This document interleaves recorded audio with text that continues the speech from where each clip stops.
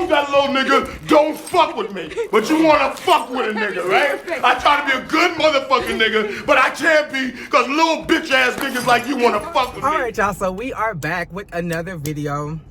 I know it's been a while, but y'all, with lifing, and just this episode being what it was, I had to watch this shit like 2 or 3 times just to fully grasp what Kenya had going on. If you're new here, welcome. Make sure you look around, like the video, comment, subscribe, share. And if you're returning, welcome back. I had to put my wave cap on this time again because I had to retwist my hair. I know I just retwisted it like 2 weeks ago, but bitch, I guess I didn't do it right and it came loose, and I just cannot walk around looking crazy. I just can't. I know you're not supposed to, but bitch, this one time y'all gonna have to let me slide. So the episode starts off with Shamia, Angela, and Bartholomew. Angela comes in and it's just like, girl, they chewed me out because we was not supposed to be doing all of that at the fucking venue. And the owner chewed me out about that. And then she revealed she wrote the fucking question that got everything started. So, bitch, I don't feel bad about you getting chewed out because, bitch, you the one that got it started. You are the reason why everything turned into what it turned into. Now, grant you, like she said, things are already getting heated, but that was because all the questions that were being read so far were directed to Kenya. And she was like, well, goddamn. This is the 3rd fucking question for me, and it's 8 bitches up here. 6 to 8 bitches up here, and y'all just want to ask me questions? Bitch, I would be perturbed too. Like, bitch, now, okay, all right. I'm coming in here peaceful. I'm coming in here trying to do my little lunch. I'm coming in here trying to do my little storyline and get the fuck out the way. And y'all trying to fuck up the church's money, and I'm not here for that. Not in the least bit. So then Bartholomew, Belinda comes in, and I can understand why they did Kenya the way they did Kenya, because they positioned Britt in such a way to gain sympathy. You know, in every scene Bartholomew was in, she was like, I'm sorry, I was wrong, I want to make amends, I feel bad, I never wanted to.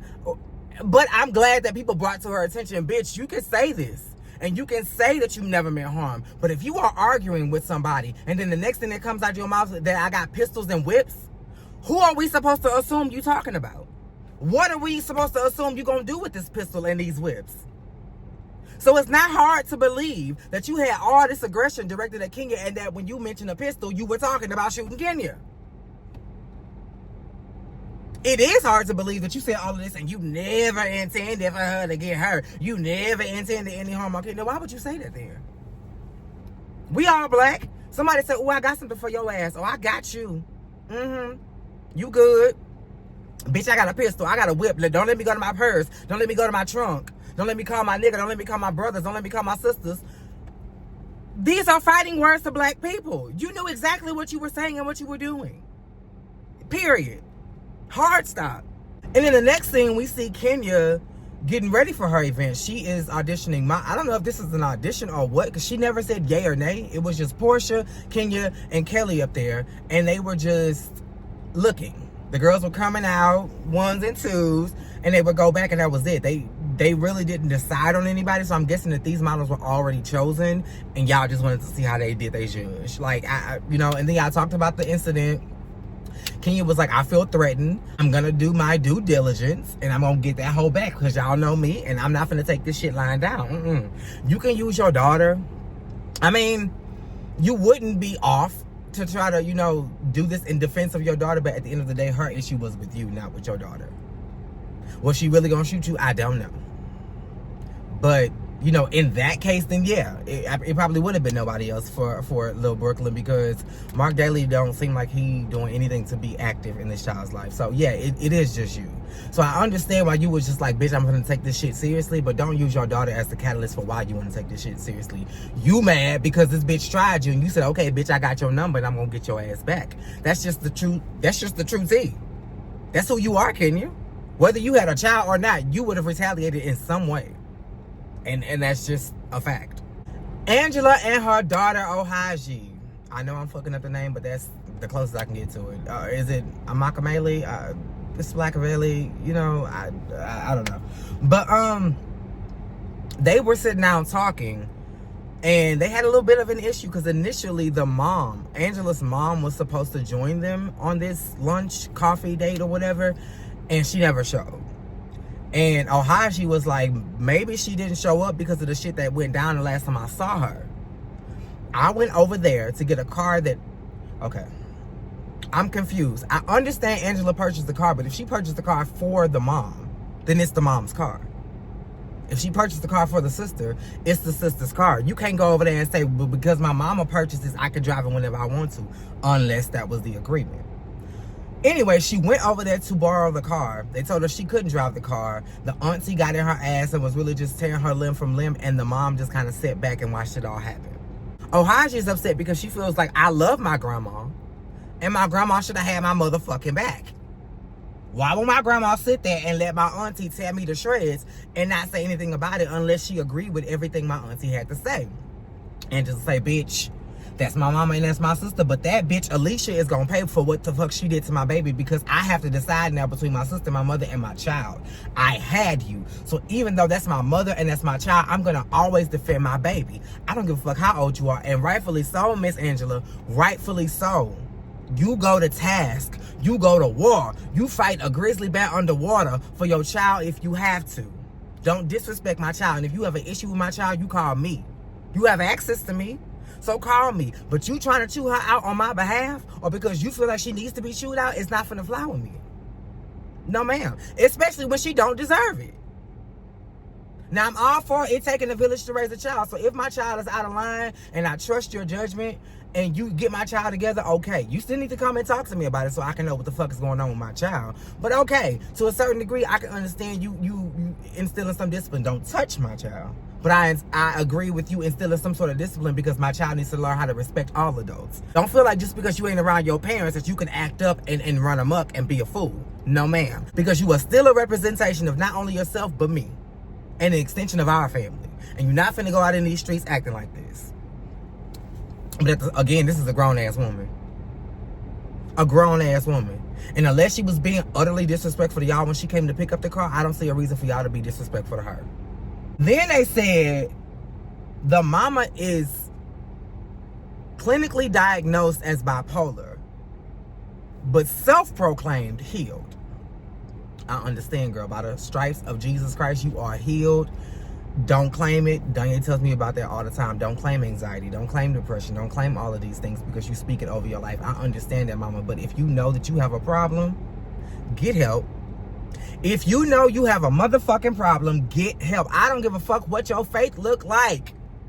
That's why God put doctors and mental health practitioners and medicines and these types of studies and practices and resources in place for us, because he understood that there are some of us who just can't do it on our own. Some people can snap back into reality and be like, bitch, get your shit together, and then they're good.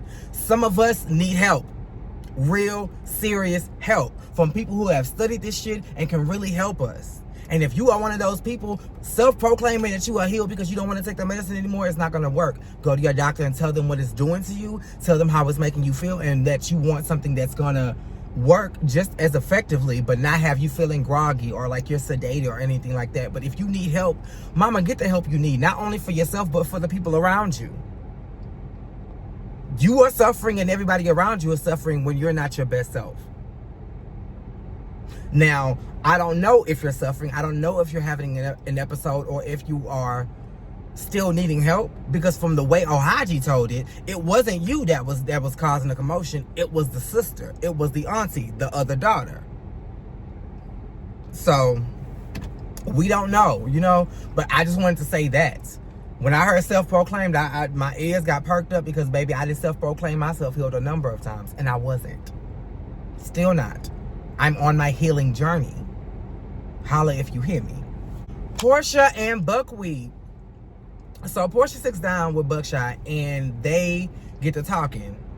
And Porsha was like, honestly, B2B, you put 20 on 10.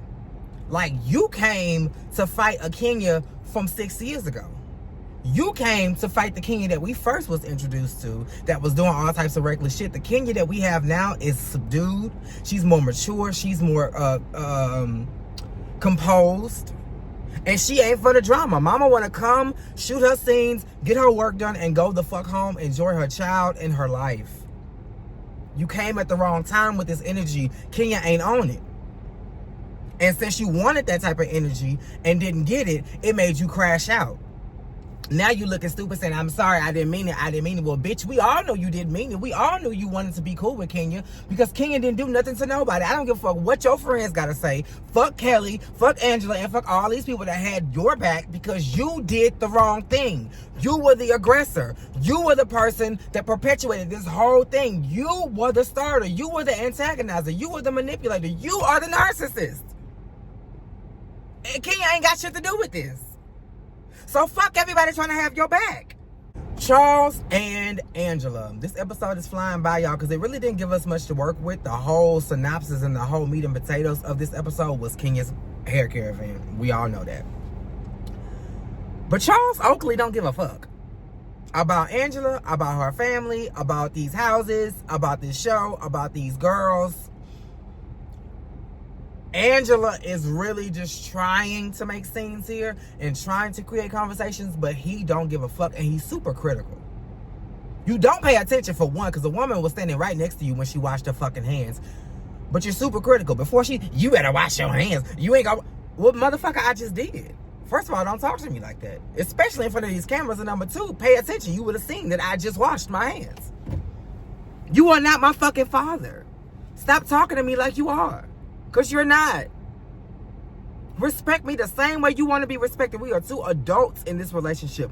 We are two adults in this marriage. I'm a grown-ass woman. You a grown-ass man. Let's talk to each other accordingly. And that's just on period. And now for the main event. Kenya Moore's hair care event. It turns out the start of this situation was beautiful. I mean, you got the people outside, you got the red carpet, you got people pulling up in their nice cars. The event venue is beautiful. I think that is your salon. It's beautiful, purple, regal, you know, just royal. It's just giving opulence, bitch, and I'm here for it. Your hair looked amazing, Kenya. You looked amazing, Kenya. The girls looked amazing. The event was amazing. Everything was beautiful. We have the hair show. She paid homage, shout out to Funky Dineva, to the Bronner Brothers hair show. Everybody came out in a different hairstyle. It was giving. One girl, now the girl with the wings, I ain't gonna leave it lie. She was doing all this with it, baby. That hair was heavy and she was slipping to the side, but she held her own. The other girl held her own. The queen held. Y'all had me thinking that the queen was Monyetta. Until they panned to Monyetta, and I was like, oh, because if you look back, right where the queen was walking in, it said Monyetta. So I don't know if y'all got confused or what, but bitch, it confused the fuck out of me. And this is completely off topic. Stop panning to these girls full body when they're in confessionals, because Shamia had on slippers with that beautiful gown and we did not need to see that. Anyway, hair show. Then Kelly and Bartholomew arrived late. And that was already an issue, because I felt like that was a setup. Y'all wanted to make a grand entrance because yada yada yada. So then Buckshot comes in with some flowers and it's like, hey Kenya, I just want to apologize. I want to make things right. I want to yada yada yada. And Kenya paid her dust. I mean, Kenya didn't even acknowledge her. Hey, what y'all over here talking about? What y'all doing? And Bartholomew was like, you can ignore me. You can do all these things. I'm just going to sit the flowers here, you know, olive branch. I'm going to walk out because I don't want any issues. I'm going to leave.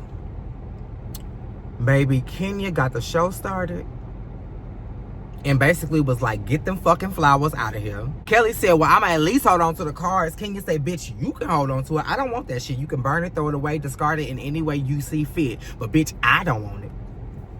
Then she went down the line. This was a labor of love, this, that, and the third. And I showed, hey, how people want to come in here and try to fuck up the show.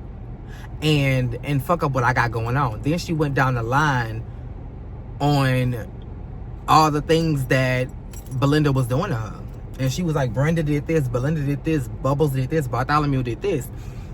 And everybody kind of saw it going in a direction that it didn't need to go. So everybody eyes was buck and was like, bitch, what is happening? What's about to go down? What is this? And then Kenya made an about face. She made a 180 and made a beeline for these big poster boards. No easel, just a poster board. And she was like, I don't understand why this hoe coming for me. I don't even know her. So I said, let me get to know her. And I did some research. She pulled up a poster board. She said, who is this hoe? It was about 5 or 6 different pictures of her at different stages in life. Different noses, different lip fillers, different hair colors and textures. Just all of her through the years. I'm pretty sure it was a mugshot on there somewhere. I'm pretty sure. Because everybody was like, then she was like, that ain't it. Then she pulled out another slide, and I think it had insurance fraud information on it. Everybody was like, oh, you know, it's getting worse and worse and worse. It got worse out.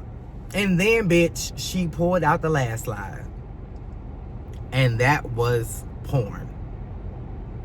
Bartholomew was going down on a dick.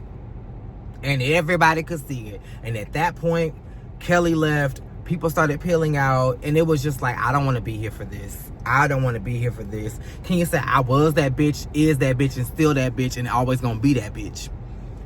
Cool.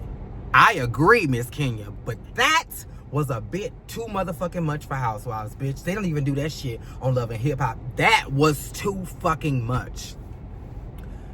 And people was like, take my mic off. I don't want to be here. This, that, the third. And then they put on the screen that because of what was going on, Bravo decided to cease filming with Kenya. So it's pretty much known at this point that we won't see her for the remainder of the season. And I'm pretty sure they bring in Phaedra to kind of even out the score.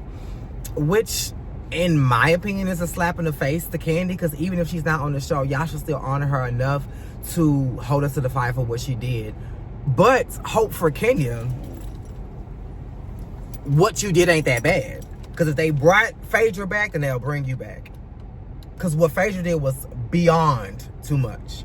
And they brought her back eventually. So your time will come back eventually if you don't find your footing on another show. She did say on the 15th of April, she gonna release her own version of her confessionals on her YouTube channel. So let's be on the lookout for that. I'm pretty sure we're gonna make a YouTube video about that. Somebody gonna do it. Rodney DeVoice, Erica De Niro, or myself, or all three, bitch. We gonna talk about it. But unfortunately, that was the episode. That's what it gave. Miss Kenya did her big one, and it did not work in her favor. Not at all. But she ain't all to blame in this situation. I had to turn this air up, bitch, because it's hot. She ain't the only one to blame in this situation. And I kind of, touched on that a little bit when I released my latest episode of the Kitty Box podcast. Make sure you go check it out on Spotify. The YouTube video is coming sometime this week. I just got to carve out some time. I'm in the car now because, bitch, I got to hit it. I'm always on the run. But yeah, I touched on that and how we as black people don't know how to articulate that we simply want to be somebody's friend. Because that's what it all boiled down to. Bartholomew wanted to be Kenya's friend so bad that when Kenya did not immediately reciprocate that or give her the impression that she wanted to be as cool as Belinda wanted to be, Belinda got in her feelings and started crashing the fuck out. And all of this is behind you genuinely wanting to be somebody's friend and it not happening as quickly as you wanted to. Why can't the relationship and the friendship grow organically? Why can't y'all just be cool and over time y'all get close? Because that's what happened with everybody else. Hell, Kenya is now cool with people she fell out with and had physical fist fights. Well, not physical fist fights because she didn't throw no punches. But got her ass whooped by him. And had physical, not physical, I keep saying physical. And had arguments with them. Disagreements. Brutal fallouts with these people. And now they're cool. Love takes time to heal. In the words of the great Mariah Carey. You can't expect things to happen overnight, bitch. You are 4 episodes in. Why do you expect to be besties with a bitch who been on this show for damn near 10 years and y'all just not meeting? That is not how any of this works. Any of it. So at some point, you got to take some accountability other than, I was wrong. This and that. No, you got to really take an introspective look as to why you acted the way you acted. Behind somebody simply not being the kind of friend you wanted. It wasn't that she wasn't friendly. It wasn't that she was polite. It wasn't that she was talking shit behind your back. It was the fact that she was not being the type of friend you wanted her to be. She gave you a church hug. You got mad because it was a pat. And that she didn't embrace you and rock back and forth like y'all was long lost friends from elementary school. She was confused on why you said you had a second ring. Is this a second marriage, a second man, or you're so, okay? Help me understand. You felt like that was shade. It was like you were literally you are a narcissist. You were literally looking for a reason to be upset so you can have a reason to go back and forth with Kenya. When in reality, all you wanted was to be her friend. What the movie Chicago says, all he cares about is love. That's all you cared about. Is getting her love, affection, and attention. And when you didn't get it in the manner that you thought, in the time frame that you thought, you threw a fucking fit. And we got to cut that shit out as humans, as black people, as adults. We too grown to be crashing out and throwing tantrums because things ain't going our way. Because it has a ripple effect. And you may still be on the show. But bitch, your reputation is tarnished. But this is going to be a legendary moment, bitch. You were the girl who got Kenya kicked off the show. A lot of people have tried to get at Kenya. You were successful. So in that regard, bitch, you did that. But in the grand scheme of things, it was pathetic. A waste of time, and look at all of the damage that it caused. With that being said, I'm going to go ahead and get on about it here and head on about my day. Y'all make sure y'all stay kitty. Make sure y'all are watching the kitty box. Make sure you are liking, commenting, subscribing, and that your notifications are on. Until next time, same place, same time.